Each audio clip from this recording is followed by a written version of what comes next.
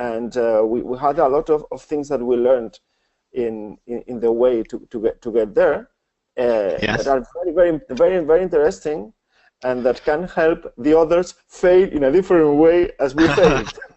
We'd love to know those. We'd love to know those, because I think it's, I mean, just seeing the length of time, the expense of time, and how you've had to, obviously piece together those different stakeholders and bring them on a long journey.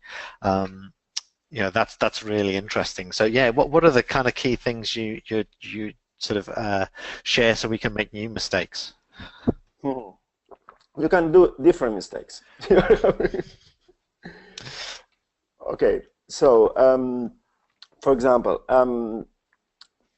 we learn, if I can say three things that I really learned.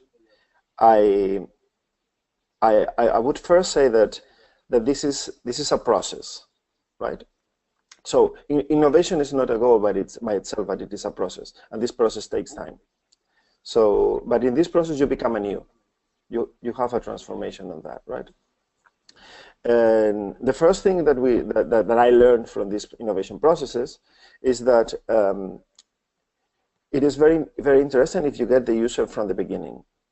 If you get when I mean the user, I mean in general, not only the final user, which could be one person, you, Gareth, or me, but for example, the administration that is going to use this service, or the community that is going to use this service. So this from the scratch, the user first in the center from the scratch. You don't need to have a planification, you need to have a strategy. And we are used to have first a strategy in order to include afterwards people, because otherwise they're going to think that we don't think it through. We didn't think it through. So my first message is the users from the scratch, from minute zero. The second message is communication. Okay, when we are having something like what I was showing here, right? So it's really difficult to talk with all these people with different objectives, industry, academia, public administration. So the only way of having this flux of information gone is by open, transparent communication. And it is not because we need to convey something. It is because we need a safe environment for innovation to happen. So if it is explicit that we are having an innovation process, it is explicit that failure is allowed. If it is not explicit that we are in an innovation process, people will restrain for having certain opinions or having certain decisions, because training and failure is not integrated in some of our cultures. And we're talking about innovation, and innovation needs to go through things that you didn't even know of. So the second lessons learned for us is communication. Not because we need to convey information, but because we need a safe environment for innovation. And the third one would be to implement the open innovation, because we can have a goal, right? We can have a goal, and but the secondary objectives that we are getting may be as important or more important than the principal goal that we are getting through the process of innovation. So we need an active vigilance about the innovation results in order to be able to catch these secondary objectives, to identify them, and to show them through the communication process to all the users, because probably we are getting some very interesting things that are even, we didn't think of them, but could be even more relevant, and that's a key, even more relevant than the main objective that we were having. I have some examples about this, but I wanted first to just state these three lessons learned, just in order to have the rest of the dialogue. That's great. Thank you. So yeah, I'd be really interested to hear some of the examples. Before we move on to that, I'm interested to know, as you engage these different stakeholders, what kind of concerns did they have as you were starting to pull together, those different stakeholders for the lab, um, and how did you sort of overcome some of those? Sorry, can you repeat the question? I think I broke a little bit the sound. So when you're talking to the stakeholders, you formed the Living Lab. What Okay. kind of concerns or fears did they have, and how did you kind of overcome some of those? Okay. Okay. Yes. Well, I think that the first one is that innovation is not part of the task load of some stakeholders. That's the first one. I mean, for example, uh, if you're talking with administrative staff that is working, for example, in document analysis, right? So they are analyzing their documents by hand, right? Yep. So they can have some spotting of interesting information, right? And they are paid for that, but they are not paid for thinking of new ways or new software to implement it, right? So the first concern is that you are going to be meeting with people that are thinking completely out of the box of the place that you are working with, right? So Yep. they will probably suggest you some things, and but not in order to see that you are doing things wrong, but because they believe that if you do some modifications in the procedures that you are doing, you will have a better document analysis. And they know it, they can say it because they are looking at it from a different perspective, not because they know more than you, Yep. right? Okay, when we are dealing with this, Gareth, we are people, right? So, it's not only about conveying information. It's about Yep. how you receive this hint from one person that from a completely different perspective that doesn't know a word about document analysis is telling you that you should modify the way you are doing the things, right? Yep. So this creates a concern. This is a very human concern. I mean, it's not easy to create this environment of confidence. And for that reason, I was pointing to number 2, which is communication, to make explicit that we are an innovation space, an innovation ecosystem, and people here is willing to participate and contribute in order to do things in a different way, in order to become anew, right? So this is, for me, this is the main concern. And sorry, carry on. No, yes. I Um, was, yeah, sorry, I was just going to say that there's a second concern, which is sustainability. yeah. And once we are implementing this project, okay, we could have done much faster and much easier, and ask, you know what, this takes 1,000 euro each year, and I don't know. This is not. I'm not saying that this is the cost of a project like this one, right? Yeah. But what I would say, if I would have explained it this way, everybody would have understood. But this is not sustainable. I mean, we can as society work much better than this, do much better than this, than reserving a budget and try to do things with that budget. What we wanted to do is just to understand which is the requirements that we needed in order to make all the stakeholders contribute, and they contribute in a sustainable way. Because if we do that, then we are really going for this particular needs, for the particular opportunities that each stakeholder has. Yeah. And this is a concern because there is a completely different way in which administration works. I mean, you have a budget. I'm a head of a part of the head staff of our research center. So we have a budget, we have some objectives, and we apply the budget for the objectives. But innovation is not about that. Innovation is about identifying an opportunity under a line of work, and when the window opportunity arrives, and when the right partner arrives, you have to take it, and you have to take profit of it, right?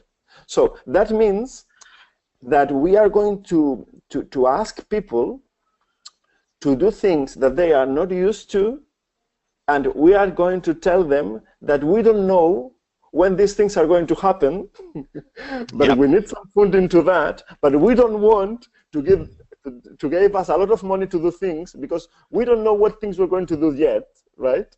Right. Yep. So this is a concern, right? At the end of the day, it is not exactly like this, and it is not at all like this. What we're having is a serious lines of work with particular actions which are altogether designed, right? And what we are getting is from these particular lines of work and particular actions, we're identifying specific activities, and it is in the activities that we want to have the flexibility. Okay. So how, when you're, say, like you said, there's the explaining it to, say, the research center, when you're explaining it to some of your other host stakeholders, so I think you had like the local council and you had some businesses, how did they react to this kind of idea of, it's an innovation process, but we're not sure, some of the things that are going to come out of it when? Okay, so in our case, our stakeholders are the local government of Sant Cugat, which is a metropolitan, is a municipality of the metropolitan area of Barcelona, the regional government of Barcelona, the Provincial Council of Barcelona, Universitat Autònoma de Barcelona, which is a university, the Computer Vision Center, which is a research center. This is a project for territorial implementation of research for the Universitat Autònoma de Barcelona. This is the Association of Neighbors of Sant Cugat del Vallès. And this is a set of small companies and large companies that we're having in Sant Cugat with whom we have been talking to. So, as you said, Gareth, this is, I'm going to open maybe much better like this. So, this is really complex to explain to them. So the first thing we did is we explained it to the Association of Neighbors, and I'm going to tell a little bit the story of this. So this area of the Library Living Lab was strongly hit by the real estate bubble that we had in Europe, and particularly strong in Spain. So in a neighborhood that was going to have 10,000 people living, at the end they only had like 3,000. So you can imagine that there was a lot of services lacking, not a great supermarket, no. So, but the municipality said that they will probably give maybe a library, maybe a kindergarten, maybe something public there. So the neighborhood, the neighbors who had an association said, okay, we're going to push strong for this to happen, and we want something special for us. They are young population, very young population, and they said we want something related to technology, because we are a little bit techies, and they wanted to do that. So we got this idea. People from the Computer Vision Center were living in that area. We got that idea, and we said, okay, you know what? Let's propose them to create a living lab in this library. Why? Because for us, for the Computer Vision Center, it is a way of translating our research directly to society. I'm a scientist, I write papers, and you will never read a paper that I wrote, never, ever, I know.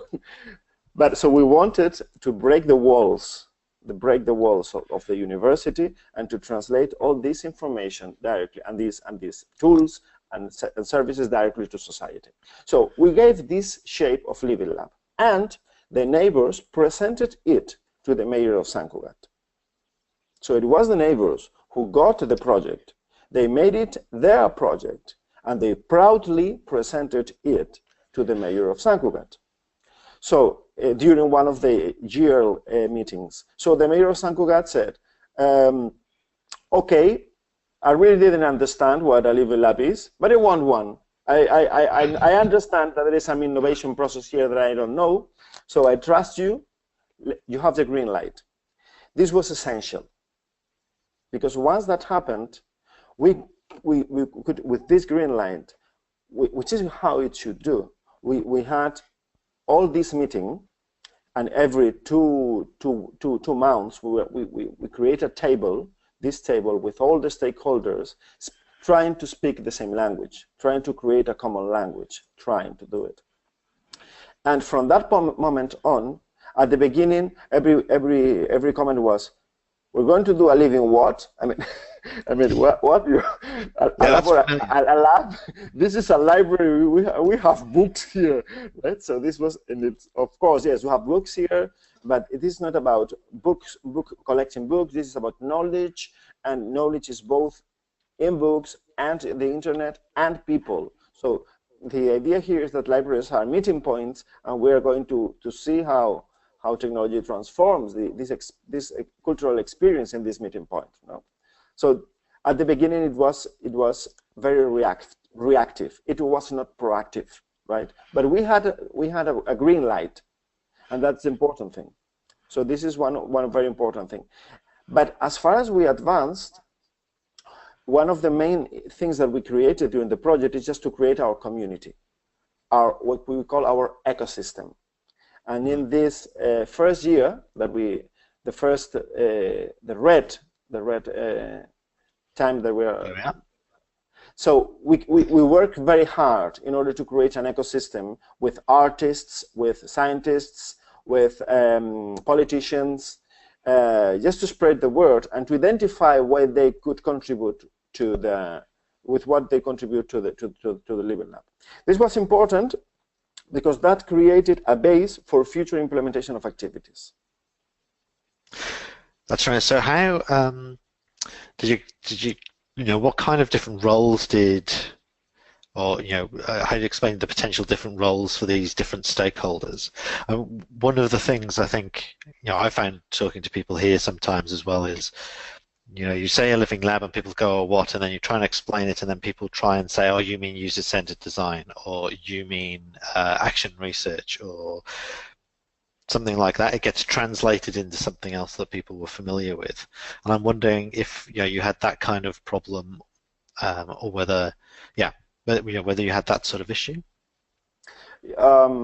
Yes, but it is not that.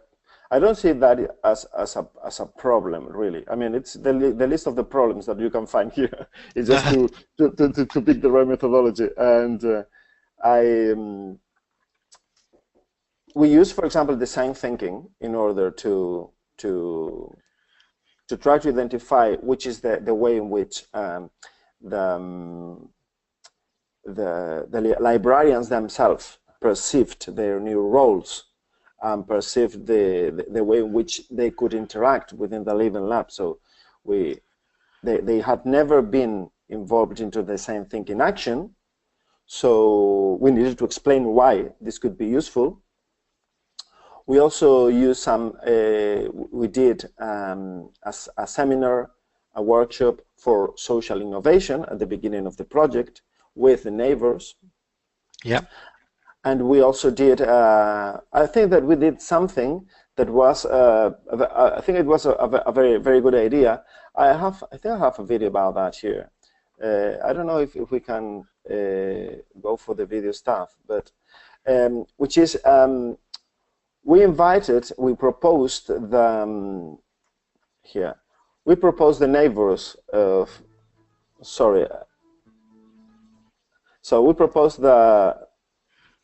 the neighbors of Sant Cugat to introduce the library to their own neighbors, right? Right. So so this is the library. What we are seeing here. This is our library. I don't know if I can have a large screen. Let me see. Okay. All right. If so not, I'll make sure I link it in the okay. Can you see the video? Yeah. Okay, so this is the library and this is the space. So here what you are seeing is the people from the neighborhood. We try to explain the different lines that we were having. These are the people from the municipality. This is one of the prototypes that we are having, and we were showing and this is one neighbor. So it is the neighbors who were showing the neighbors what were going to happen in the library living lab. And I think that this is one of the main things that can be done. We spent a little time showing them the thing, but it is not as important to use the methodologies as to focus it as a real party, because it was a party for them. It was it was the day in which they had the opportunity to collaborate, right? And sorry, so I will get back to the and this is something that we are really, I think I'm really proud that this happened. It is that the neighbors got involved into the dynamics, and we could adapt some of this design thinking, this action research to the particularities of that the neighbors were asking for us. This is an overhead. This is an overhead as well. This is an overhead because this means that you cannot have a clear copy and paste of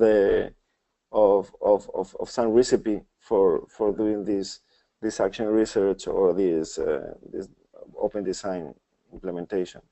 But this has real effect because they got involved. That's great. It's a really interesting story to see how to see that it's that community driven. Yeah, that's really interesting.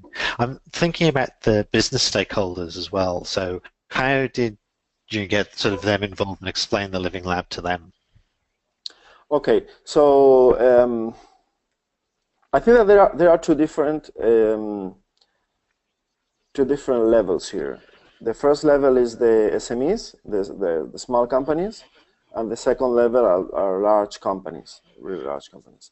And from these perspectives, we acted differently.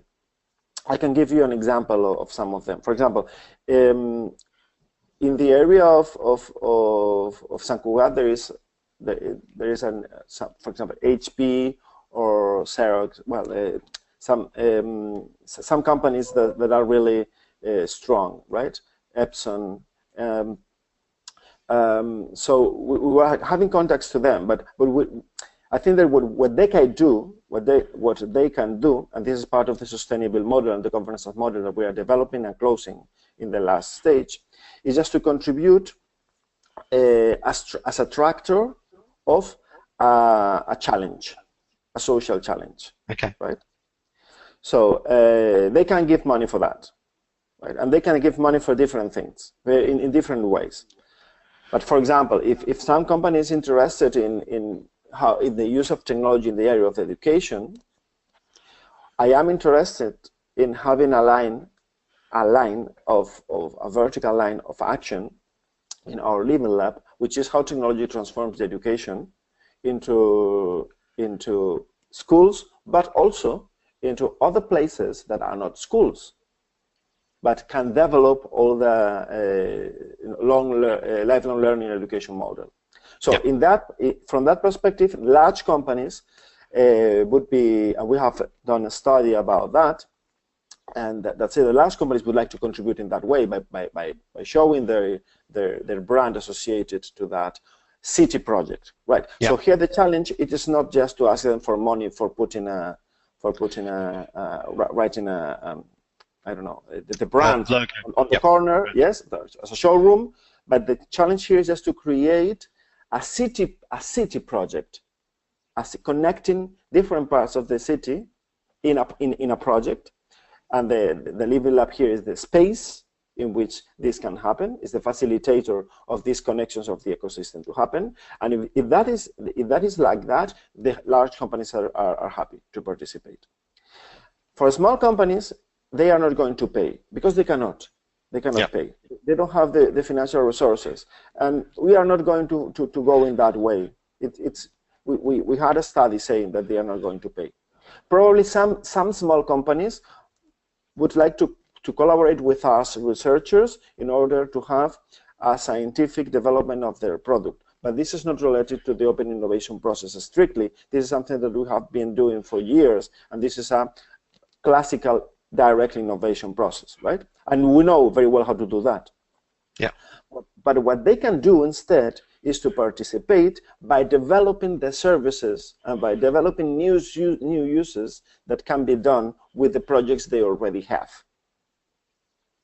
And this is something that is very interesting, because the lab, it's not only a lab for fast prototyping and for product prototyping, but it is also a lab for service prototyping. And this is the value that we can give altogether to create new services and new scenarios of use.